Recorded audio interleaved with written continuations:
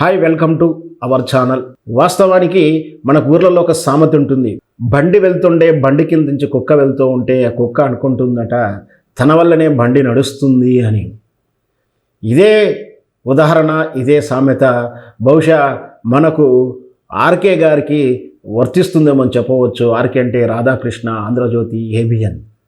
తాను చెప్పేటువంటి సలహాలు తన వల్లనే ప్రభుత్వాలు నడుస్తున్నాయి, మేము ఎలా డిసైడ్ చేస్తే ప్రభుత్వం అలా పాలసీల ప్రకారం పోతుంది, ప్రభుత్వం ఏం చేయాలో మేము చెప్తాం, ప్రభుత్వం ఎలా ఉండాలో మేము నిర్ణయిస్తాం, ప్రభుత్వం ఎలా నిర్ణయాలు తీసుకోవాలో మేము సలహా చెప్తాం, ప్రభుత్వం ఏం చేస్తే బాగుంటుందో మేము చెప్తాం, ప్రభుత్వం ఇలాగే ఉండాలి, మేము చెప్పిన ఆలోచన సరిల్లో నడవాలి అంటూ తన ఆలోచనలని జొప్పించే ప్రయత్నం తన అనుంగా ముఖ్యమంత్రి చంద్రబాబు నాయుడు పాలనలో చేసిన విషయమే.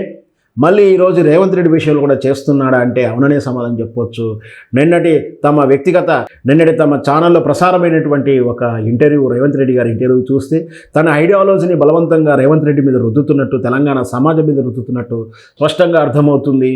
తాను ఏ విధంగా ఉండాలి, కేసీఆర్ని ఏం పక్క సాధిస్తున్నావు అంటూ రకరకాలైనటువంటి ఐడియాలను పురిగొల్పడం నిజంగా కూడా హేతుబద్ధమైన జర్నలిజానికి సిగ్గుచేటు. అది దానికి ఒత్తాసు పలుకుతూ అన్ప్రొఫెషనల్గా ఉన్నటువంటి వ్యక్తి, ఎవరైతే అనుభవాత్యంతో ఐడియాలజీ లేని వ్యక్తికి ఉన్నత పదవులు వస్తే ఏ విధంగా ఉంటుందో దానికి ఉదాహరణగా రేవంత్ రెడ్డి సమాధానాలు ఉన్నాయని కూడా రాజకీయ విశ్లేషకులు చెప్తా ఉన్నారు.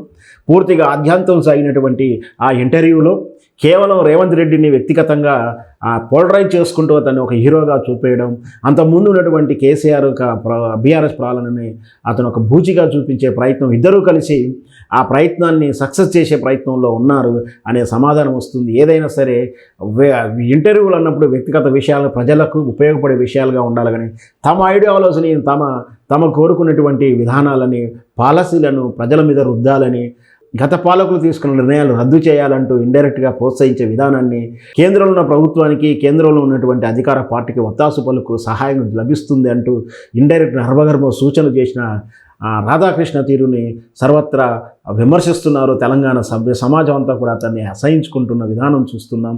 వాస్తవానికి తెలంగాణ ఉద్యమం కానించి మొదటి నుంచి కూడా తెలంగాణ ఉద్యమం మీద విషంగెక్కినటువంటి పత్రికా విధానం అది.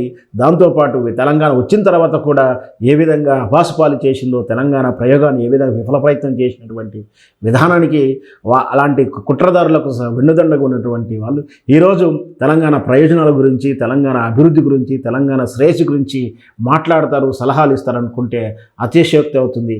నిజంగా కూడా చాలామంది ఆంధ్రజ్యోతి రాధాకృష్ణ ఇంటర్వ్యూ రిపోర్ట్స్ కొడుతున్నట్టు కూడా తెలుస్తుంది. వాస్తవానికి ఇదంతా కూడా జరిగిన పొరపాటును కూడా తెలంగాణ సమాజం గ్రహిస్తుంది. ఎందుకంటే మనం ఎవరినో కాదనుకొని అనవసరంగా పొరపాటు చేసి కాంగ్రెస్ ప్రభుత్వాన్ని నెత్తిన పెట్టుకున్నామని పొరపాటును ఆలోచిస్తున్న తరంలో ఇలాంటి ఇంటర్వ్యూల వల్ల రేవంత్ రెడ్డికి కానీ కాంగ్రెస్ ప్రభుత్వానికి నష్టాన్నే కానీ లాభాన్ని చేకూర్చదని కూడా చెప్తున్నారు. వేచి చూద్దాం ఇంకా రేవంత్ రెడ్డి తర్వాత కూడా ఎలాంటి నిర్ణయాలు తీసుకుంటారో. రాధాకృష్ణ చెప్పినట్టు వింటాడా, తన ఐడియాలజీ ప్రకారం పోతుంటారా, లేదా కాంగ్రెస్ మేనిఫెస్టో, కాంగ్రెస్ పాలసీ ప్రకారం పరిపాలించి జనరంజకంగా ఉంటాడా, రేపు రాబోయే పార్లమెంట్ ఎన్నికల్లో కాంగ్రెస్ తన చట్టా జాదుకుంటుందా, ఇవన్నీ కూడా మనం కాలం కోసం వేచి చూడాల్సిందే.